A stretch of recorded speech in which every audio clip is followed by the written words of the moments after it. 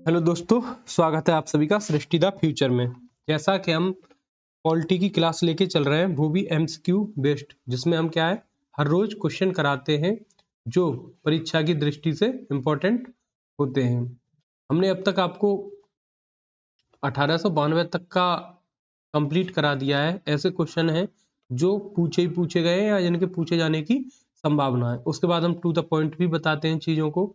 आइए शुरुआत करते हैं उसी क्रम में हम 1909 के अधिनियम की। 1909 के अधिनियम की इसमें क्या है, पहला ही सवाल देख लेते हैं। अधिनियम, इस अधिनियम के तो 1909 के अधिनियम को किस नाम से जाना जाता है? तो इसका दूसरा जो नाम है वो मार्ले मिंटो है, जिसमें मार्ले सचिव थे और मिंटो क्या थे, उस समय के वायसराय थे। अब देखते हैं अगला क्वेश्चन। भारत में सांप्रदायिक निर्वाचन का जनक किसे कहा जाता है? तो इसको लॉर्ड मिंटो को माना जाता है। अब जनक क्यों?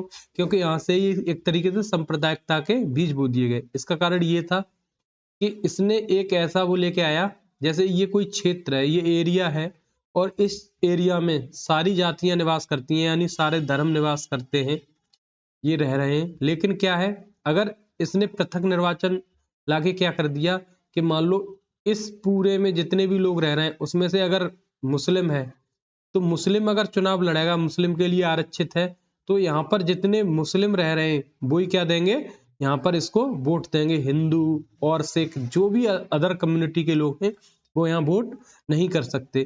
तो ये क्या है, ऐसी एक प्रणाली उसने शुरू की। इसीलिए इसको सांप्रदायिक निर्वाचन के जनक के रूप में जाना जाता है। देखते हैं अगला क्वेश्चन। वायसराय की कार्यकारी परिषद के सदस्य बनने वाले प्रथम भारतीय कौन थे? तो ये सत्येंद्र प्रसाद सिन्हा थे। ये बहुत इंपॉर्टेंट क्वेश्चन है। इन्हें विधि सदस्य के रूप में नियुक्त किया गया। देखो अब तक क्या है, मनोनीत करते रहे परिषद में, लेकिन जो वायसराय की जो मेन बॉडी होती थी कार्यकारिणी परिषद, उसमें भारतीय अब तक नहीं शामिल किए गए थे। ये पहला मौका था जब इसमें किसी भारतीय को शामिल किया गया और इस पद पर पहुंचने वाले सत्येंद्र प्रसाद सिन्हा पहले व्यक्ति थे। इसीलिए ये क्वेश्चन इंपॉर्टेंट हो जाता है। और वो भी किस रूप में गए थे? विधि सदस्य के रूप में ये नियुक्त हुए थे। यानी पहली बार थोड़ा प्रतिनिधित्व भारतीयों को देने की बात कही गई। एक तरीके से थोड़ा शासन में हिस्सेदारी की बात यहाँ से शुरू हो जाती है। देखते हैं अगला क्वेश्चन।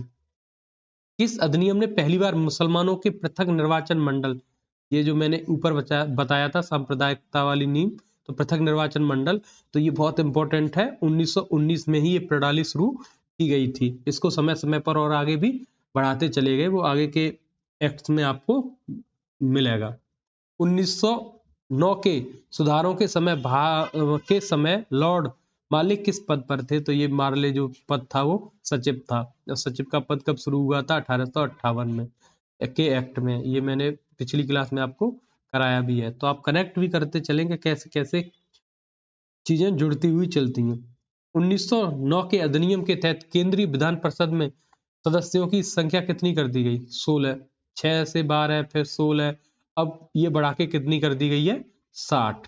कभी कभी ये पूछ लेते हैं कि कितनी हो गई है, तो ये सदस्यों की संख्या 60 कर दी थी 1909 के अधिनियम के तहत। इस अधिनियम के द्वारा प्रांतों में द्वैध शासन की प्रणाली शुरू की गई। तो ये द्वैध प्रशासन की प्रणाली थी, वो आपकी शुरू की गई थी 1909 के एक्ट में। इसमें क्या होता था, इसमें प्रांतों में शुरू की गई दो तरीके से। एक तो गवर्नर की मेन बॉडी होती थी और एक एक हस्तांतरित विषय थे और एक रिजर्व कर रखे थे कि जिस पर नियम बनाने का कुछ, जैसे वित्त वाली चीजें हुई, ठीक है, विदेश मंत्रालय की जितनी बातें हुई वो सब किसने, गवर्नर ने अपने पास रखी। और जिसमें काम करना होता था, जनता से सीधे सीधे टच रहना होता था, तो वो सारे काम किसको दे दिए? भारतीयों को, जो हस्तांतरित रूप में रखे गए थे। तो ये इस तरीके से ये प्रैक्टिकल किया गया द्वैध शासन प्रणाली का। लेकिन ये आगे चलकर इन्हें बंद करना पड़ा, और ये क्योंकि ये सक्सेस नहीं हुआ, क्योंकि जब पैसा ही नहीं होगा तो कहाँ से हम सड़क सुरक्षा ये सब काम कर पाएंगे। ठीक है, तो द्वैध शासन कब लाया गया? ये लाया गया 1909 में। देखते हैं अगला क्वेश्चन। केंद्र में द्विसदनीय विधायिका, जैसे आज का लोकसभा और राज्यसभा, मतलब ये जैसे आज की लोकसभा दिखती है, संसद 2 सदनों से मिलकर बना होता है, वैसी व्यवस्था पहली बार अगर की गई तो वह कब की गई? 1919 के अधिनियम में। ठीक है, कब की गई? 1919 के अधिनियम में। ये जो ऊपर वाला क्वेश्चन है इसमें मैं थोड़ा मिस्टेक कर गया था।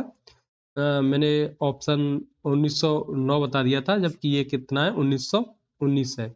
ये आप देख लीजिए, बार बार पूछा जाता है। और यही आगे चलकर यही बता देता हूँ, 1935 में ये व्यवस्था खत्म भी कर दी थी कि प्रांतों में द्वैत शासन कब खत्म किया गया, तो 1935 में ये खत्म कर दिया गया। देखते हैं अगला क्वेश्चन।